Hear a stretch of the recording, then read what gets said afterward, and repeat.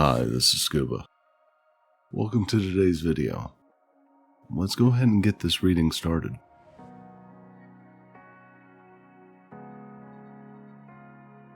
Briar Rose by the Brothers Grimm. Once upon a time there lived a king and a queen who had no children, and this they lamented very much.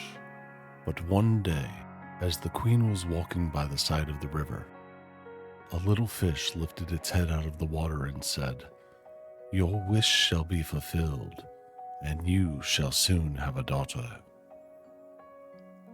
What the little fish had foretold soon came to pass, and the queen had a little girl who was very beautiful, that the king could not cease looking on her for joy, and determined to hold a great feast. So he invited not only his relations, friends, and neighbors, but also all the fairies, that they might be kind and good for his little daughter. Now there were 13 fairies in his kingdom, and he had only 12 golden dishes for them to eat out of, so that he was obliged to leave one of the fairies without an invitation. The rest came, and after the feast was over, they gave all their best gifts to the little princess. One gave her virtue, another beauty, another riches, and so on till she had all that was excellent in the world.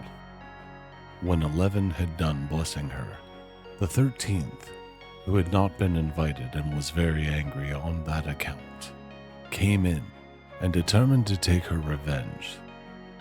So she cried out, "The king's daughter shall in her 15th year be wounded by a spindle and fall down dead." Then the 12th, who had not yet given her gift, came forward and said that the bad wish must be fulfilled, but that she could soften it, and that the king's daughter should not die, but fall asleep for 100 years. But the king hoped to save his dear child from the threatened evil, and ordered that all the spindles in the kingdom should be brought up and destroyed. All the fairies' gifts were in the meantime fulfilled, for the princess was so beautiful and well-behaved and amiable and wise that everyone who knew her loved her. Now it happened that on the very day she was 15 years old, the king and queen were not at home, and she was left alone in the palace. So she roamed about by herself and looked at all the rooms and chambers, till at last she came to an old tower, to which there was a narrow staircase ending with a little door. In the door there was a golden key, and when she turned it, the door sprang open. There sat an old lady spinning away very busily. "Why, how now, good mother?" said the princess. "What are you doing there?" "Spinning," said the old lady, and nodded her head. "How prettily that little thing turns round," said the princess, and took the spindle and began to spin. But scarcely had she touched it before the prophecy was fulfilled, and she fell down lifeless on the ground. However, she was not dead, but had only fallen into a deep sleep, and the king and the queen, who just then came home, and all their court, fell asleep too, and the horses slept in the stables, and the dogs in the yard, and the pigeons in the housetop, and the flies on the walls. Even the fire in the hearth left off blazing and went to sleep. And the meat that was roasting stood still, and the cook, who was at that moment pulling the kitchen boy by the hair to give him a box on the ear for something he had done amiss, let him go, and both fell asleep. So everything stood still and slept soundly. A high hedge of thorns soon grew around the palace, and every year it became higher and thicker, till at last the whole palace was surrounded and hidden, so that not even the roof or the chimneys could be seen. But there went a report through all the land of the beautiful sleeping Briar Rose, for thus was the king's daughter called, so that from time to time several kings' sons came and tried to break through the thicket into the palace. This they could never do, for the thorns and bushes laid hold of them as it were with hands, and there they stuck fast and died miserably.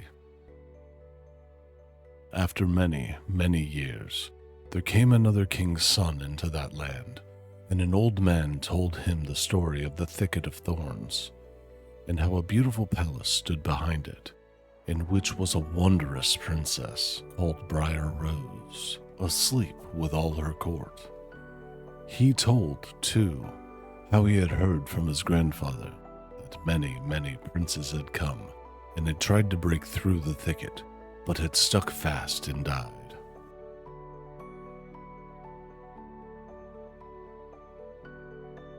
Then the young prince said, "All this shall not frighten me.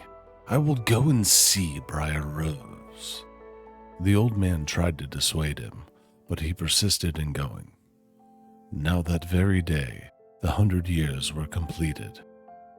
And as the prince came to the thicket, he saw nothing but beautiful flowering shrubs, through which he passed with ease, and they closed after him as firm as ever. Then he came at last to the place, where there in the yard lay the dogs asleep, and the horses in the stables, and on the roof sat the pigeons fast asleep, with their heads under their wings. And when he came into the palace, the flies slept on the walls, and the cook in the kitchen was still holding up her hand, as if she would beat the boy, and the maid sat with a black fowl in her hand, ready to be plucked. Then he went on still further, and all was so still that he could hear every breath he drew, till at last he came to the old tower, and opened the door of the little room in which Briar Rose was, and there she lay fast asleep, and looked so beautiful that he could not take his eyes off, and he swooped down and gave her a kiss. But the moment he kissed her, she opened her eyes and awoke, and smiled upon him. Then they went out together, and presently the king and queen also awoke, and all the court, and they gazed on each other with great wonder. And the horses got up and shook themselves, and the dogs jumped about and barked. The pigeons took their heads from under their wings and looked about and flew into the fields. The flies on the walls buzzed away. The fire in the kitchen blazed up and cooked the dinner, and the roast meat was turned round again. The cook gave the boy the box on his ear so that he cried out, and the maid went on plucking the fowl. And then was the wedding of the prince and Briar Rose celebrated, and they lived happily all their lives.